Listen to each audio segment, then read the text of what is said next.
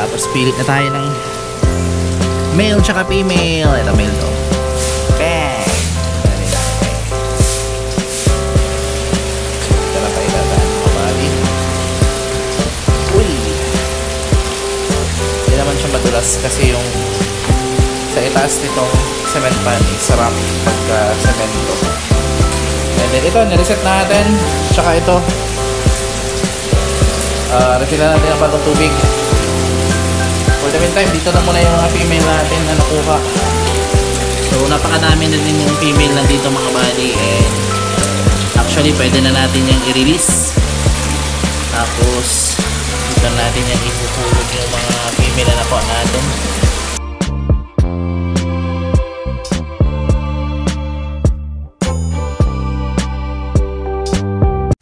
Yo, what's up mga buddy? Welcome back sa ating channel. For today's video, of course, magre-reset tayo ng tubs. And napakadaming video dito mga buddy. Ayan o. So, ililipat natin yan dito. Segregate na agad natin yung male tsaka female. Tapos yung mga maliliit is ibalik natin dito sa tub. Yung mga malalaki, lipat na natin doon sa female tubs and male tubs. Kasi dito mga buddy, is i-prepare natin to para sa mga panibagong fry ng feeder. Kasi yung doon sa cement pan doon sa kabila is punong-puno na ng fry. At hindi ko na pwede dagdagan pa. Baka kasi mabansot yung mga isda pag sobrang dami doon sa isang lagayan. Kasi tansya ko na sa mga 300 to 400 pieces na yun. And pag lumaki-laki na yun is siguradong ka-crowded yung lugar. And yan, dito tayo mag-reset. Pero si Danny Blue nang bahala kasi alis pa ako, kukuha ko ng tubig pigs doon banda sa may kailangan may Talumo side na part. Sandun yung filter na kukunin natin mga buddy. So ayan, reset muna na Danny Blue kasama yung filter na yun. Although malinis na yun, pero linisan natin ulit para iwas white spot doon sa mga fry natin. Kasi mostly yun yung mali namin last time. Pag bagong lipat yung isda, kahit fry pa yan, tinatamaan sila ng sakit. Kasi yung gamit namin tubig is same pa rin, yung luma. Ito pa rin ginagamit namin. Hindi namin nire-reset dati kasi sayang nga yung tubig. Pero ngayon is natuto na kami. Every time maglipat kami ng mga fry, mga bagong fry, reset lahat yan. Kahit bago pa yung tubig, kahit yan malinis pa, reset natin yan lahat. Titirahan natin ng water spray. Gamitan natin ng motor yan. Water spray natin para totally malinis talaga yung lalagyan nila kasama yung filter. And then palitan natin ng bagong tubig kasi matagal pa naman yung gagamitin, 1 week pa. So pwede pa yan na stock na matagal. So yan lang muna mga buddy, balikan ko kayo mamaya pagkatapos yung kumuha ng tubig. And then magse-select na din tayo ng feeder. So yun yung video natin ngayon. Magse-select tayo ng bagong Eagle Groom. Tulad nito malalaki no, visible na as male tsaka female. And yung ititira na lang natin is yung mga maliliit. Kasi meron tayong bakante dito isang tab, ano, para sa mga panibagong female. Kasi yung female sa kabila is puno na din. Kaya doon na natin ilipat sa mga pangatlong tabs dito. Ayan, na-stock na yan ng mga siguro almost 3 weeks na. And dito na tayo sa mga bagong fry. Maglalagay ng bagong fry dito. Yan lang buddy, balik ako kayo mamaya. See ya. Welcome back mga buddy. So lipat natin itong halaman. Okay. Yeah. Photos na photos. Isa natin ito mga buddy. Maganda yan para sa ating mga isda. Ito yung nagsosoak ng mga negative na chemical sa tubig. Ganyan natin para mapunit yung dahon.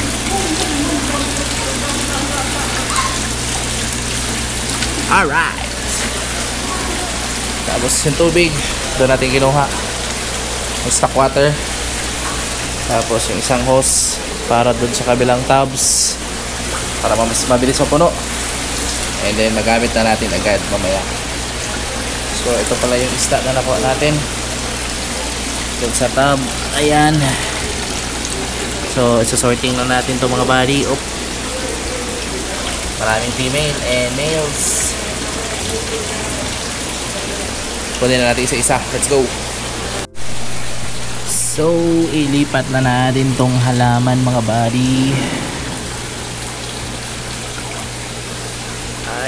Ay, dahan lang, baka mabali.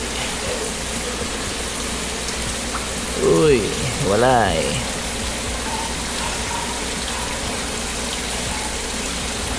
Mabali yung ating water lily.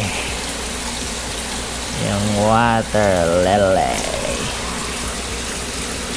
Yan mga bali. Ay, naipit.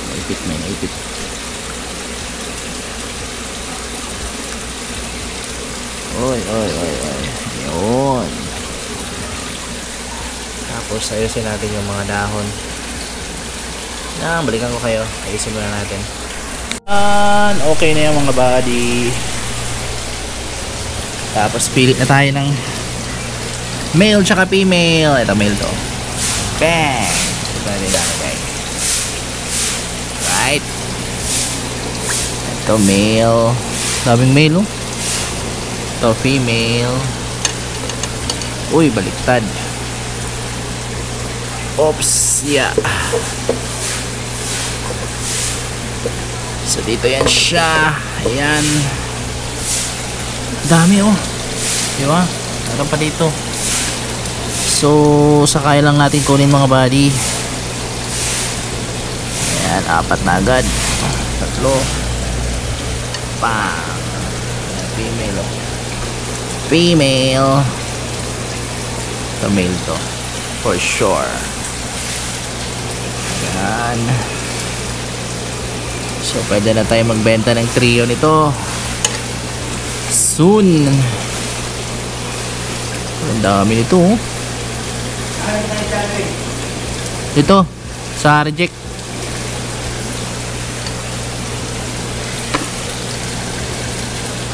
Yung iba is hindi pa nagko-color pero alam kong pupula pa yan. May kapi ko yun. Ano? O yung ulo. Alright. Female pa talaga. See that? Ito male to. Pulang pula yung pectoral fin. Yeah. Round tail talaga. Groomable. Ito isa pang female koi. Ayan, o. Female koi. Yeah. Ito mga male to. Kitang kita sa form ng body. Platinum.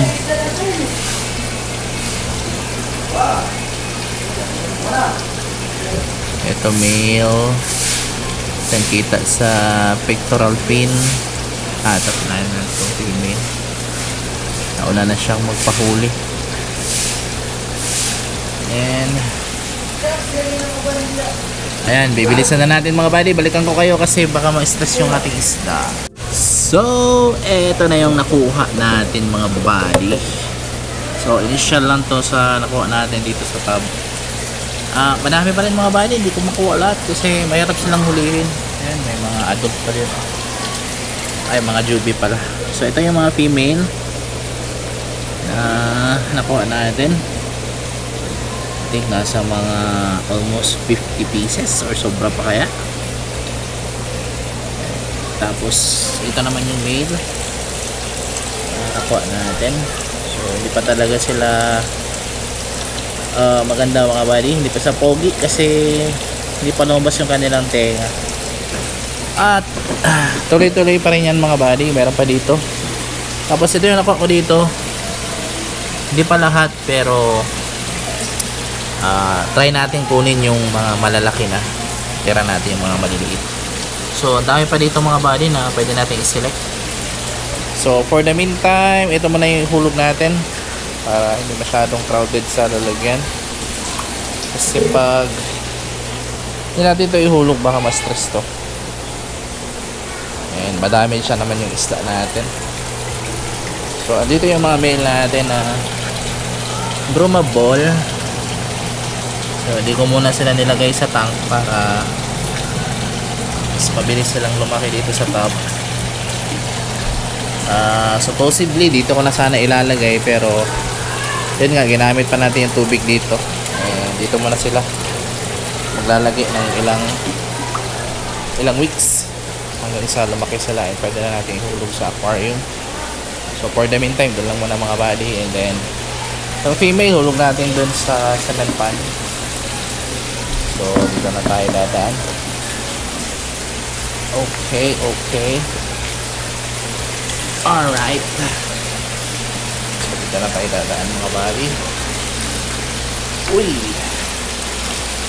hindi naman siya madulas kasi yung sa itaas nitong cement pan is rough pagka semento.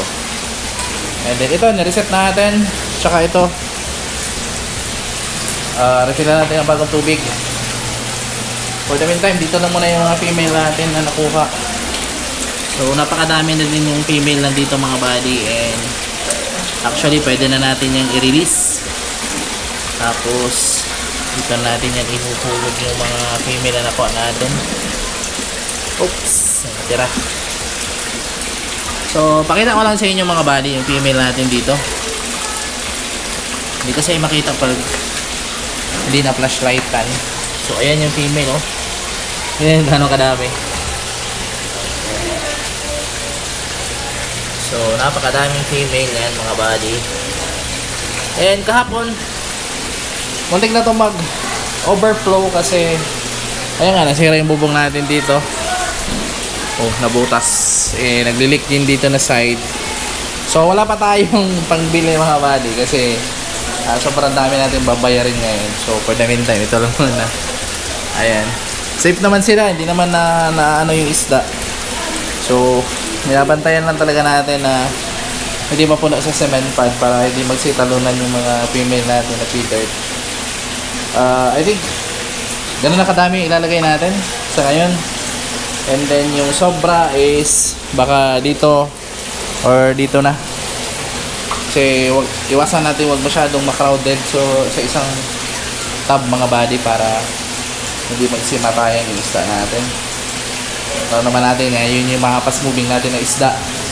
So iniingatan talaga natin yan mga buddy. And ayun nga, tuloy pa rin tayo sa pag-harvest para ihulog natin doon sa kabilang lagayan and mag-grow out sila ng maayos. Kasi yung ibang mga fry doon na hindi pa masyadong malaki, nabubuli kasi sa pagkain, especially doon sa tubig natin na isang bowl lang. So yun yung gagawin natin today. Ubusin natin lahat ng mga malalaki na feeder, tapos ihulog natin sa kanilang mga tubs. So tara, balikan natin yung mga balik. See ya.